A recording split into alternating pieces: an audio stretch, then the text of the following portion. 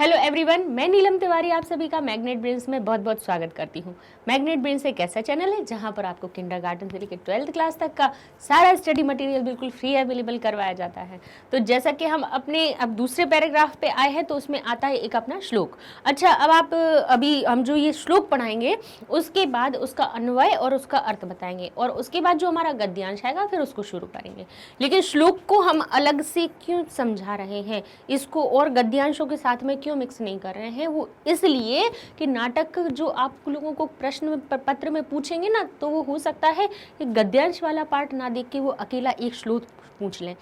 तो अगर हम अलग से श्लोक नहीं बताएंगे तो क्या होगा कि आप कंफ्यूज हो सकते हो, क्या ये तो हमने पढ़ा ही नहीं था, आपको ये भी गद्य लगेगा। इसलिए हमने जो श्लोक है उसको अलग निकाल लिया, अन्वय बता देंगे, उसका अर्थ बता देंगे, क्योंकि ये चीज़ नाटक पूछ रहे हैं, इसमें दो जगह पे श्लोक आए, उनको दोनों को हम अलग ही अलग करके आपको समझाएंगे, ठीक है, जिससे कंफ्यूजन ना हो कोई भी। तो कहते हैं भवती शिशुजनो वयो अनुरोधात गण महताम अपि लालनीय एव वज्रति हिम करो अपि बाल भावात पशुपति मस्तक केत कच्छदत्वम। अब क्या कह रहे हैं, भवती यानी होता है, होना, भवती का अर्थ होने के अर्थ में आ रहा है। अभी अपन इसका अर्थ बाद में लगाएंगे। क्या कह रहे हैं, शिशु जनो वह अनुरोधात, यानी शिशु जन जो शिशु होते हैं या बच्चे होते हैं, कहते हैं वयो अनुरोधात, यानी अपने आयु का के होने से, उनकी आयु जो होती है, छोटे होते हैं बच्चे, तो वो क्या होते हैं, बोले गण महताम अपि लालनीय एव, यानी जो महान गुण से, तो क्या कहते हैं, गण नहीं होगा यहाँ पे, गुण होगा, गुण महताम अपि, बोले गुण में महान लोगों से भी लालनीय एवं लालन के ही पात्र होते हैं, है ना। छोटे बच्चे कैसे होते हैं, छोटे होते हैं, शिशु कैसे होते हैं, छोटे होते हैं, और वो अपनी आयु की वजह से ही, यानी अपनी कम उम्र की वजह से ही, बहुत बड़े बड़े महान लोग भी हो ना, तो आपने देखा होगा कि कितना भी बड़ा कोई भी महान इंसान हो या फिर कोई ऊंचे पद पर बैठा हुआ इंसान हो, तो उसको छोटे बच्चे को देखकर अपने आप से ही प्रेम और लालन की उसके अंदर क्या भावना उत्पन्न हो जाती है। यहाँ पे भाव यही बताया गया है कि शिशुजन जरूरी नहीं है कि कोई बच्चा बहुत ज़्यादा शिष्ट व्यवहार करे या कुछ करे उसी तभी उसके लिए प्रेम आता है। शिशु की एक आयु जो होती है, बोले शिशु जनो वयः अनुरोधात, यानी उसके आयु की वजह से ही क्या होता है, शिशुजन के प्रति प्रेम होने लगता है, कितने भी गुणी व्यक्ति हों। वज्रति, जैसे कि वज्रति हिमकरो अपि, मतलब रहता है, अब क्या रहता है, बोले हिम करो अपि, जैसे चंद्रमा भी बाल भावात, बाल के भाव से, यानी बाल का अर्थ ये नहीं है कि ये वाले बाल के भाव से, नहीं बाल यानी बच्चे के यानी बालपन के, बालक के भाव से पशुपति जो शिवजी हैं उनके मस्तक पर केच्छगित त्वम, यानी केतकी के जैसे, केतकच्छद्वम। अच्छद का अर्थ होता है आच्छादित होना, यानी सुशोभित होना। केतक का अर्थ हुआ केतकी के फूल। ऐसे लगता है चंद्रमा पशुपति के मस्तक पर, पशुपति किसको कहा जाता है, भगवान शिव को, कह रहे हैं शिव के मस्तक पर केतकी के पुष्पों से आच्छादित लगता है चंद्रमा। तो कहाँ, सिर पर उसको धारण किया हुआ है, किसी एक बालक के भांति ही तो उसको अपने सिर पे धारण किया है। तो वो क्या कह रहे हैं कि हिम करो अपि, हिमकर अपि, तो कह रहे हैं हिमकर भी, यानी चंद्रमा भी बाल भाव से, बालक के भाव से पशुपति के मस्तक पर, क्योंकि ऐसे हर किसी को अपने सिर पे कोई बिठा लेता है क्या, नहीं, अपने उसको अपना बच्चा समझ के ही तो, बालक समझ के ही तो शिव जी ने उसको अपने मस्तक पर बिठा लिया है ना। तो यही उनने बालक का कह रहे हैं। तो ऐसे ही कह रहे हैं गुण महताम अपि, गुण में महान होते हुए भी लालनीय एवं, लालन के लिए ही, बोले लालन के लिए ही कैसे होते हैं, शिशुजन होते हैं, शिशुजन को प्रेम ही किया जाता है, बोले वयो अनुरोधात। उसमें ये नहीं होता कि बड़ा या छोटा या आयु की कोई सीमा नहीं होती, ठीक है। तो अब इसका अपन अन्वय देख लेते हैं। तो क्या कहते हैं, गुण महताम अपि, गुणों में महान होते हुए भी क्या कहते हैं कि वयो अनुरोधात, यानी अपनी आयु के कारण, अपनी कम उम्र के कारण शिशुजन कैसे होते हैं, लालनीय एव भवति, हमेशा ही एव एवं नहीं है, एव है, बोले शिशुजन कैसे होते हैं, लालन के ही योग्य होते हैं। भवती देखिए सबसे अर्थ अंत में अर्थ आया है उसका, तो अन्वय का अर्थ ही होता है कि उसको सही क्रम में लगा देना। जैसे देखिए गुण महताम अपि पहले लिख दिया, फिर वयो अनुरोधात हमने फिर उसके बाद लिखा, फिर शिशुजन लिखा, फिर इसको लालनीय एव भवती, शिशुजन लालन के योग्य होते हैं। बाल भावात यानी बालक के भाव से ही हिमकर भी यानी चंद्रमा भी पशुपति मस्तक पर केत के छत्रत्वम व्रजति भी विराजमान होता है, रूप धारण कर लेता है। ठीक है, तो ये हमारा ये जो श्लोक था उसको हमने पूरा कर लिया। अब इसमें हम देख लेते हैं कि इसमें हमारा कौन कौन से पद आए हैं जहाँ पर संधि हुई है। तो यहाँ देख लीजिए वही कंडीशन जो हमने पहले वाले पार्ट में बताया है कि ओ की मात्रा है लेकिन पीछे क्या लगा हुआ है, अवग्रह का चिन्ह, अर्थात यहाँ पे ओ की मात्रा के स्थान पे क्या आएगा, हमारा विसर्ग आएगा। ठीक है, विसर्ग आएगा और जो अवग्रह है वो आ में परिवर्तित हो जाएगा। ठीक है, अब ऐसे देख लेते हैं गुण महताम अपि, तो देखिए अपि शब्द आ रहा है तो गुण महताम अलग निकाल दीजिए और अपि अलग निकाल दीजिए। ऐसे ही कह देखिए हिम करो अपि, अब यहाँ पे तो देखिए हमने महताम अलग निकाला, अपि अलग निकाल दिया, यहाँ पे भी अपि शब्द का बोध हो रहा है, लेकिन यहाँ पे क्या करेंगे, ओ की मात्रा क्या कह रही है कि ओ की मात्रा को क्या बनाओगे, विसर्ग बनाओगे, अवग्रह को आ बनाओगे, इस तरह से अपि अलग निकलेगा। यहाँ पर जब हमने अपि निकाला तो ये माँ आधा रह गया यहाँ पर। ठीक है, अब ऐसे कह रहे हैं केतक यानी केतकी के पुष्पों को कहा केतक छदत्वम, छदत्वम का अर्थ होता है आच्छादित होना, है ना, बना हुआ होना, सुशोभित होना। ठीक है, अब कह रहे हैं ये चा कहाँ से आया, चा का आगमन कहाँ हुआ, चर्तो संधि जो होती है वहां पर क्या बताते हैं कि कोई भी जो शब्द होता है हमारा कौन सा, व्यंजन वर्ण, व्यंजन वर्ण प्रथम वर्ण के बाद छ अगर लिखा हुआ हो तो चा का आगमन हो जाता है। ठीक है, तो इसलिए यहाँ पे ये चा आ गया संधि करते हुए। लालनीय एव, तो लालनीय एव शब्द हमारा यहाँ पे क्या लिखा, देखिए यहाँ पर जो शब्द है इन्होंने यहाँ दोनों में एक ही जैसा कर दिया, कोई परिवर्तन नहीं किया। तो हम इसको क्या करेंगे, जब हम इसका संधि शब्द बनाएंगे तो हम कह देंगे इसको लालनीय, लालनीयेव, यहाँ पर ये जो ए का लोप हो जाएगा। ठीक है, ए की मात्रा यहाँ पर लग जाएगी और वह इसमें जुड़ जाएगा। ठीक है, ये बन जाएगा हमारा लालनीय एव। ठीक है, अब आगे देख लेते हैं हिमकरह।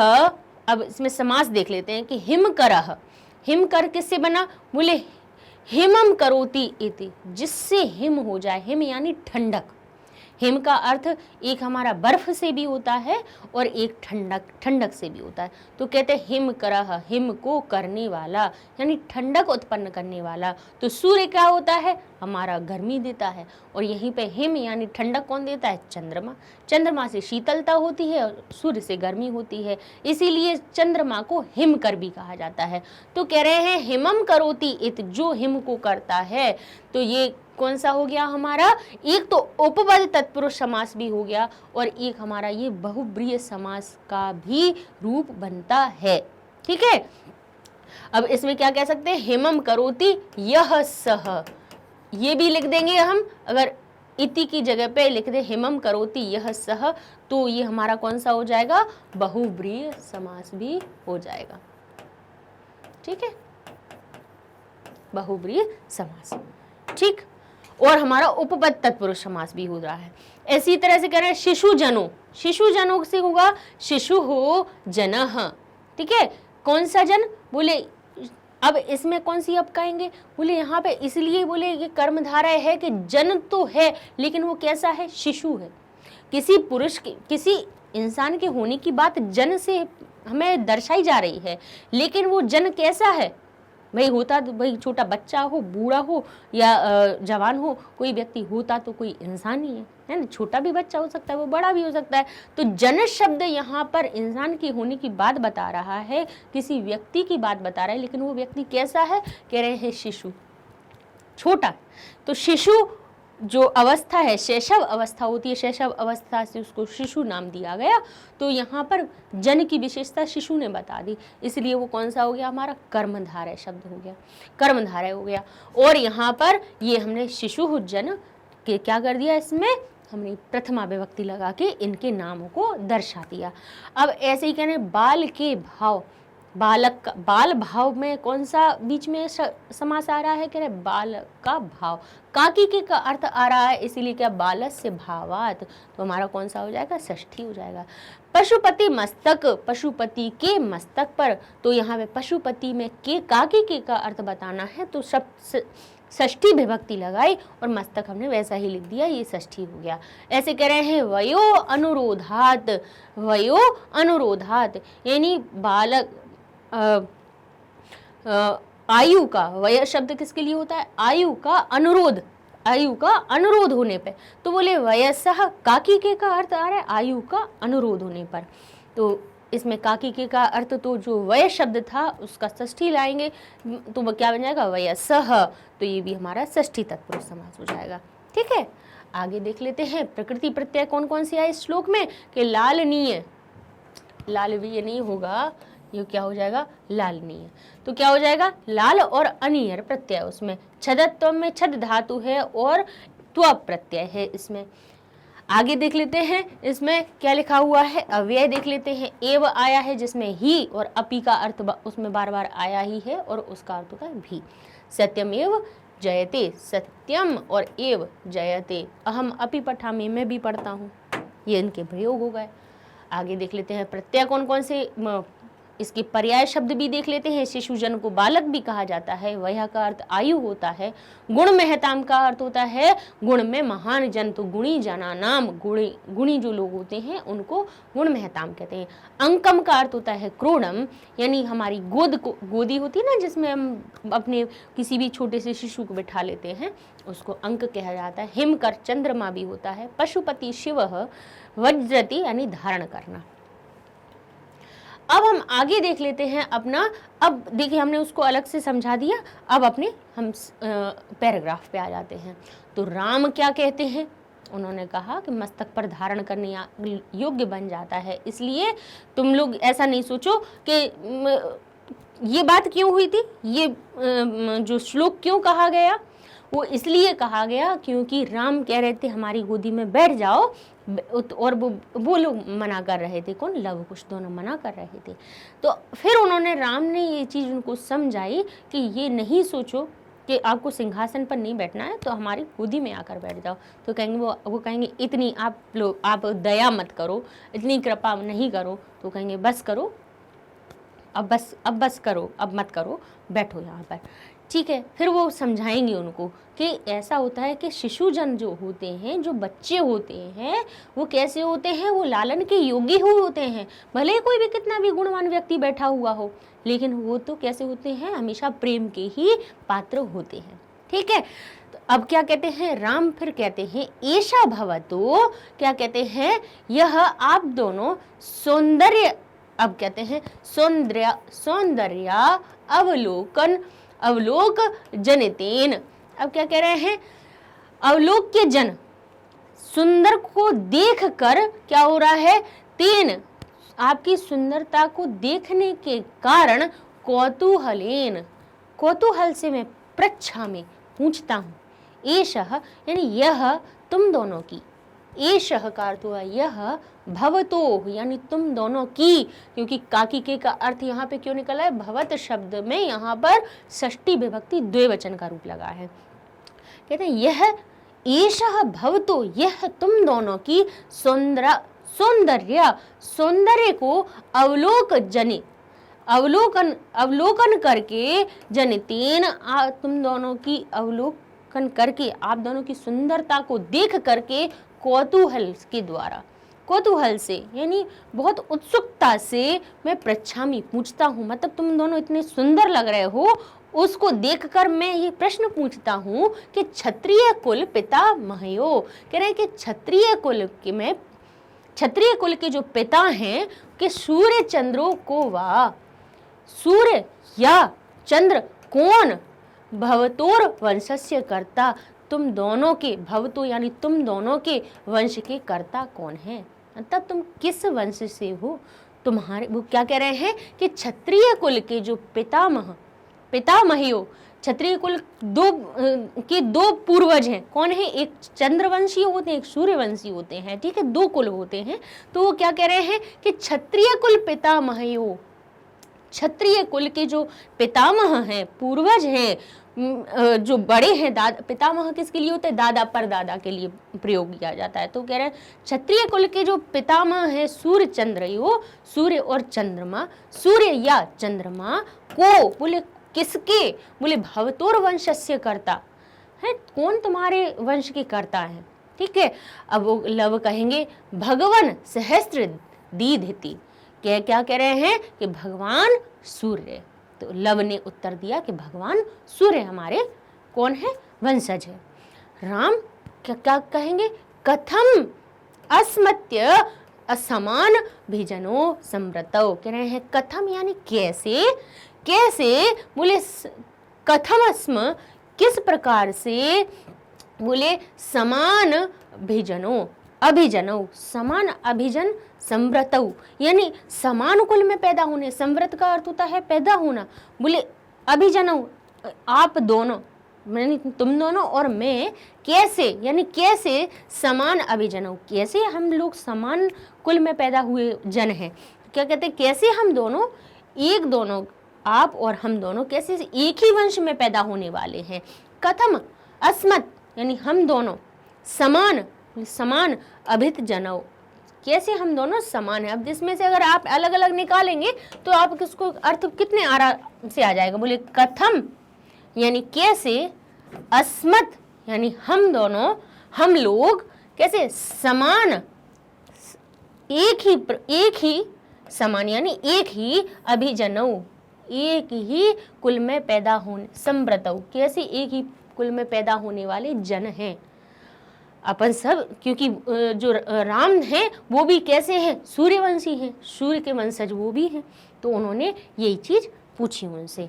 अब आगे क्या होता है देखते हैं कि विदूषक कहता है किम द्वयोरप्य, किम द्वयो अपि एकमेव प्रतिवचनम, वो क्या कह रहे हैं, क्या द्वयो तुम दोनों का, अपि तुम दोनों का भी, एकमेव एक ही प्रतिवचन, क्या एक ही उत्तर है, मतलब तुम दोनों एक ही वंश के हो।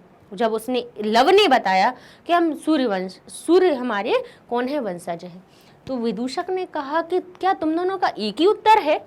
तो लव कहता है भ्राता रवाव सोदर्यो, क्या कहते हैं, हम दोनों कैसे हैं, हम दोनों भाई भाई हैं। वो क्या कहते हैं, हम दोनों, सहोदरी किसको कहा जाता है, भाई को। तो कह रहे हैं सोदर्यो यानी स उदर, देखिए सोदर्यो जो शब्द है वो कैसा बना है, स और उदर शब्द से बना है, यानी स का अर्थ हुआ सहित और उदर का अर्थ हुआ पेट से या गर्भ से। तो वो क्या कह रहे हैं, स उदर एक ही गर्भ से उत्पन्न होने वाले, इसीलिए जो सहोदर शब्द होता है वो किसका अर्थ बताता है, भाई का अर्थ बताता है, ठीक है। तो क्या कर रहे हैं, भ्राता भ्रातः आवाम यानी हम दोनों ही सोदर्य भ्राता, हम दोनों ही भाई हैं, हम दोनों ही सगे भाई हैं, है ना। अब क्या कहते हैं, राम समरूपः शरीर सन्निवेश, क्या कहते हैं, समरूप शरीर सन्निवेश है, सन्निवेश यानी एक जैसा ही समाहित, दोनों का एक ही जैसा शरीर है। वयस्तु न किंचिद अंतरम, कह रहे वय अस्तु यानी वयसस्तु, वय यानी आयु में भी ना किंचिद अंतरम, कोई अंतर नहीं है। तो लव क्या कहेगा, आवाम यम लव, हम दोनों जुड़वा हैं, तो हम दोनों कैसे हैं, जुड़वे भाई हैं, हम दोनों यम लव, ये उन्होंने उत्तर दिया।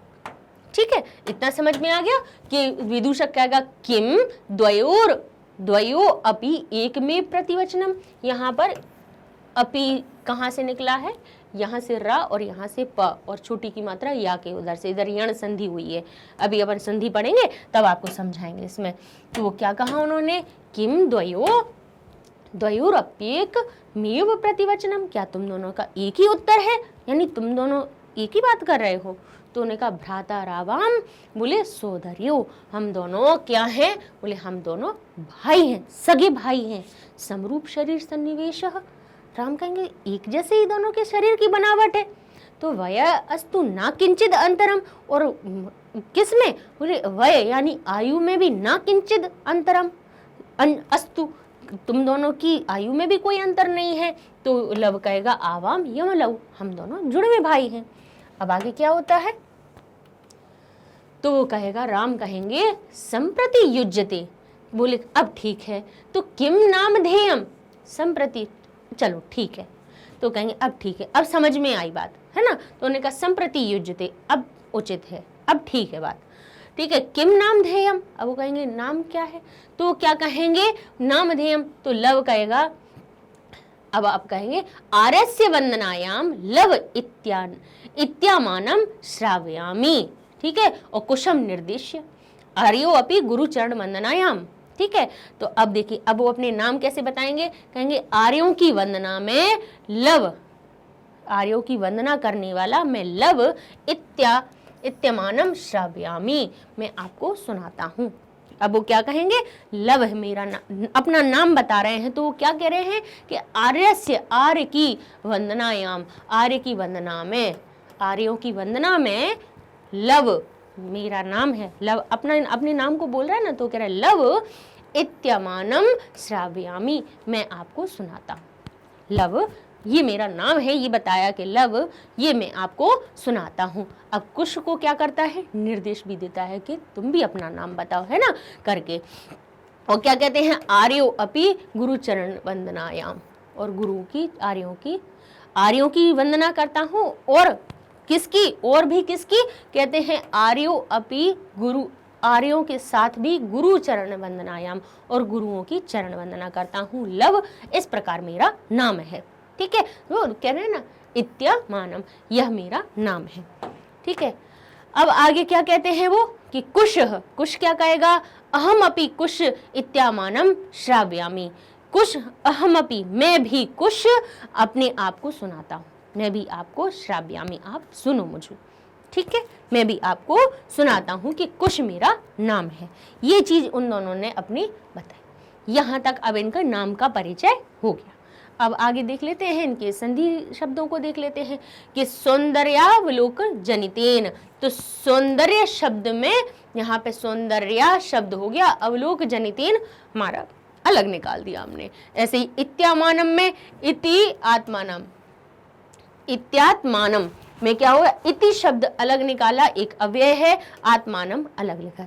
किंचित अंतरम में किंचित जो शब्द है जशत्व संधि के द्वारा, यहाँ पे किंचित अंतरम हो गया। वय अस्तु में वयस शब्द में जो सा आया है वो विसर्ग के स्थान पे बना है, तो बन जाएगा वयः तु।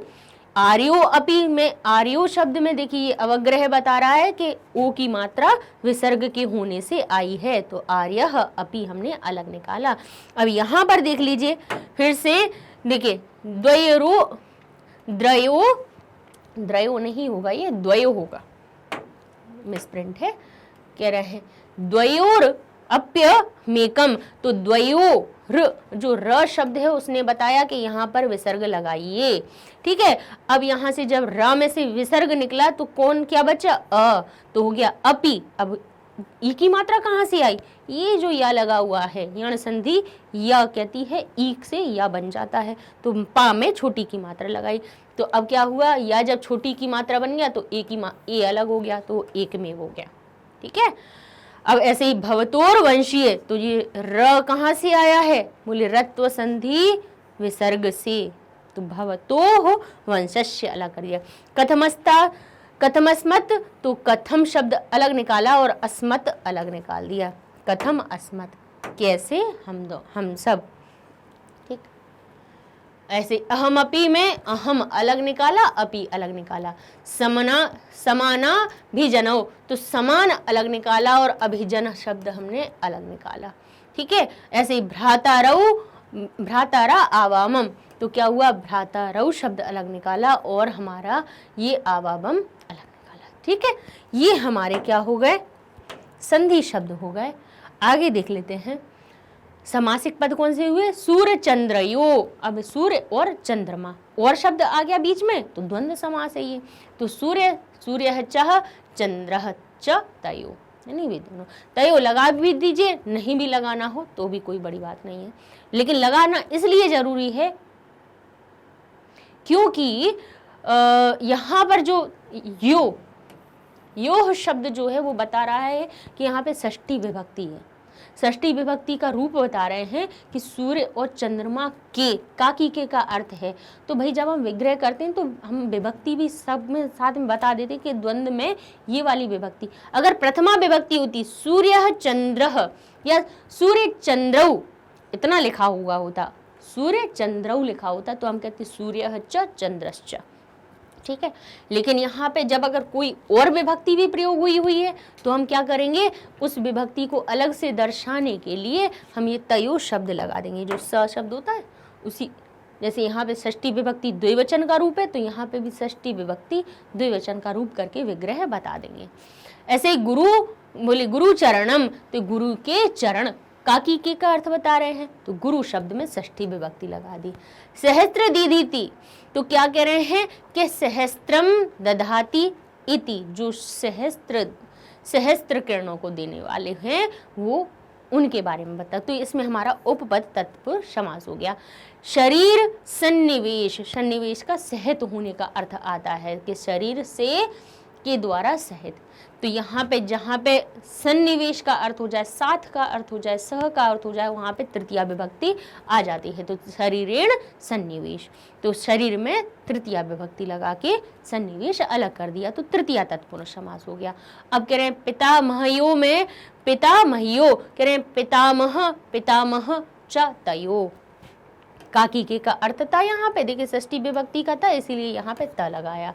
तो अकेले पितामहियो द्विवचन की बात बताई, षष्ठी विभक्ति तो आई ही है लेकिन यो शब्द बता रहा है कि यहाँ पे द्विवचन की बात है ना। पितामह यस्य होता तो एक वचन होता, लेकिन यो शब्द आया अर्थात द्विवचन की विभक्ति लगी हुई है। तो द्विवचन की अर्थात दो पितामह है इसके अंदर के नहीं है, हाँ बोले दो चार की बात हो रही है। तो कह रहे हैं पितामह च तयो, द्वंद्व समास। क्षत्रिय कुल है, क्षत्रियों का कुल, काकी के का अर्थ आ गया तो क्षत्रिय शब्द में क्षत्रियों का, एक क्षत्रिय का कुल तो नहीं होगा कि एक क्षत्रिय से सारा क्षत्रिय कुल बन गया, बहुत सारे क्षत्रिय होंगे तभी तो क्षत्रिय जो कुल शब्द आया तो इसका अर्थ निकला कि क्षत्रियों का कुल। अब तो क्षत्रिय शब्द में हम काकी के का अर्थ लगा देंगे। ठीक, प्रतिवचनम का अर्थ होता है वचनम, वचनम प्रति, प्रति शब्द है अव्ययी भाव समास। भ्रातारौ, देखिए फिर द्विवचन की बात आ गई, भ्राता शब्द में औ की मात्रा लगी यानी दो भाइयों की बात हो रही है, द्विवचन का रूप है। जैसे बालकौ शब्द होता है ना, ऐसे भ्रातारौ, अर्थात ये जो भ्राता शब्द, भ्रातृ शब्द है, कौन सा है ये, भ्रातृ शब्द है जो बालक के समान क्या बन गया, बोले ये बालकौ जैसे बनता है वैसे ये बन गया भ्रातृ, भ्रातरौ बन गया। ठीक है, तो जहां इसका अर्थ होता है कि दो बालक हैं, इसमें एक बालक और एक बालक, तो इसमें भी एक हो गया कि इसमें भी दो भाइयों की बात हो रही है। ठीक है, तो यहाँ पे जब दो भाइयों की बात एक साथ हो रही है तो ये कौन सा है हमारा द्वंद्व समास, भ्रातच भ्रातच, और वो भी कौन सा है, एक शेष द्वंद्व। कौन सा है, एक शेष द्वंद्व है, क्योंकि इन दो पदों में केवल एक ही शेष रह गया है। ठीक है, तो एक शेष द्वंद्व हो गया हमारा। आगे देख लेते हैं, प्रकृति और प्रत्ययों का विभाजन कर लेते हैं। लिखा है संवृत्तौ, संवृत्तौ का अर्थ में सम हमारी क्या है, उपसर्ग है, वृत्त इसकी प्रकृति है और इक्त इसमें प्रत्यय दिया हुआ है। निर्दिश्य में देखें तो निर इसमें उपसर्ग है, दिश इसमें धातु है और ल्यप इसमें प्रत्यय है, क्योंकि यहाँ पे देखिए ये क्या लगा हुआ है, य शेष बचा हुआ। नामधेयम में ना नाम इसमें ध और यत, ठीक है, नाम एक इसमें अलग से शब्द जोड़ा गया और ध इसकी मूल प्रकृति है और नाम जो शब्द है वो क्या एक हमारे उपसर्ग की तरह काम चला है, इसमें उपसर्ग की तरह लगा दिया गया है, लेकिन इसमें क्या मूल दो शब्द बनाया गया, एक नाम भी है, मूल शब्द प्रकृति इसकी मूल धातु इसकी ध है और इसमें यत प्रत्यय है।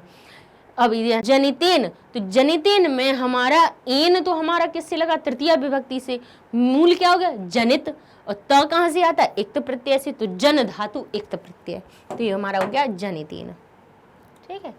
अब व्यय पद देख लेते हैं, वाह का अर्थ होता है अथवा या अथवा या, कहते हैं ना कि माता पिता वा, यानी माता या पिता, ठीक है।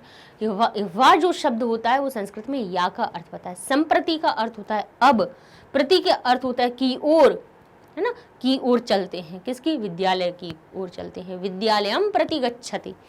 एव का अर्थ ही होता ही है, पहले भी बता दिया आपको, तो वा का जैसे सूर्य चंद्रयो को वा भवतुर्वंशयो भवति, या कर्ता कौन आपका वंशज है, संप्रति पाठ पठ, अब पाठ पढ़ो, प्रति स ग्रामम प्रति गच्छति, एव का अर्थ ही होता ही है, स एवं एव करशति, वह यही करता है, जिसको जो करना होता है वो वही करता है, कितना भी कुछ भी कह लो, लेकिन हमें पता है कि हमारे जो हमसे जो पढ़ते हैं संस्कृत, जो पढ़ रहे हैं और वो बहुत ध्यान से पढ़ते हैं, हमें आप लोगों के जब कमेंट पढ़ते हैं ना तो हमें सच में बहुत अच्छा लगता है कि ये सारी चीज़ें हम जो पर्याय संधि समास बता रहे हैं वो सच में सुनने वाले बच्चे बैठे हुए हैं, तो हमें लगता है कि इसीलिए पता है अब हम कभी भी ये नहीं सोचते हैं कि बिना ये शब्दों को बताए हुए हम आगे बढ़ जाएं, हमारा हमेशा मतलब रहता है कि हम कितना थोड़ा एक 15 मिनट में तो अनुवाद हो जाता है, 15 मिनट इनके लिए भी ज़रूरी है, क्यों, क्योंकि जब बार बार संधि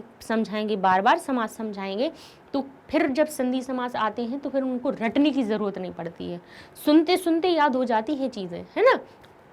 कईयों में अब आपको कोई शब्द में जहाँ पे अपी लास्ट में दिखेगा ना तो आप तुरंत ही समझ जाओगे कि ऐसे में अपी निकलना ही है, क्योंकि आप इसको इतनी बार सुन लिया आपने, अपने आप आ जाएगा। एव की जहाँ मात्रा दिखेगी आप समझ जाओगे इसमें से एव निकलना ही है, तत् जहाँ निकल रहा होगा और आगे एक ही मात्रा होगी तो आप समझ जाओगे कि इसमें से ए तत् जरूर निकल रहा है, ऐसा होता है, ये सुनने से हो जाती है ये चीज़ें, है ना। तो अब पर्याय शब्द देख लेते हैं कि सूर्य को और क्या कहते हैं, रवि ही कहते हैं। प्रतिवचन का अर्थ होता है उत्तर, यमलव का होता है युगल, युगल यानी जोड़ा या जुड़वा, ठीक है।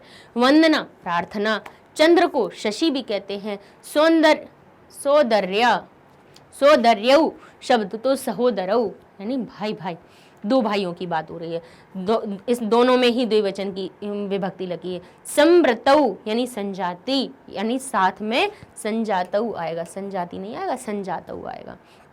संव्रतऊ यानी क्या अर्थ हुआ इसका, साथ में पैदा होने वाले, तो कहते हैं संजातऊ का अर्थ भी वही होता है। समुदाचार्य यानी शिष्टाचार्य, ठीक है, ये हमारा हो गया पर्याय शब्द हो गए। संप्रति का अर्थ होता है अब, अधुना। वयसः का अर्थ होता है आयु। आगे चलते हैं, सन्निवेश। अब यहाँ पे उपसर्ग और प्रकृति भी बता दी गई है। देखिए यहाँ पे जो अभी प्रत्यय चल रहे थे, यहाँ पर उपसर्ग भी देख लेते हैं। यहाँ पर काफी शब्दों में उपसर्ग भी आए, उनको भी देख लेते हैं। कहाँ पे, जैसे सन्निवेश में सत उपसर्ग आया है, ठीक है। यहाँ पे सम रूप में सम उपसर्ग आया है, संव्रतऊ में भी सम उपसर्ग आया है, निर्दिष्ट में निर उपसर्ग आया है, ठीक है। सतनिवेश, सन्निवेश, ठीक है, ता का ना हो गया। यहाँ पे समरूप, समरूप, समव्रतऊ, संव्रतऊ, निर्दिश्य, तो क्या हो गया ये हमारा। अभी देखिए निर्दिश्य शब्द यहाँ तक बनेगा जब इसमें ल्यप प्रत्यय जुड़ेगा, तब ये निर्दिश्य बनेगा। लेकिन अभी सिर्फ उपसर्ग बताना था तो प्रकृति बता दी कि दिश इसका मूल प्रकृति है और उसमें निर उपसर्ग लगा हुआ है, ठीक है। लेकिन फिर भी बता दिया हमने कि ये जो य कहाँ से आया, ल्यप प्रत्यय से आया है, ठीक है। तो अब हम अपने नेक्स्ट वीडियो में अपने अगले पैराग्राफ को शुरू करेंगे। बाकी के 2 पैराग्राफ और बचे हुए हैं, तो बस उसमें अपना पूरा पाठ हो जाएगा। तब तक नए वीडियो में मिलते हैं, तब तक के लिए धन्यवाद।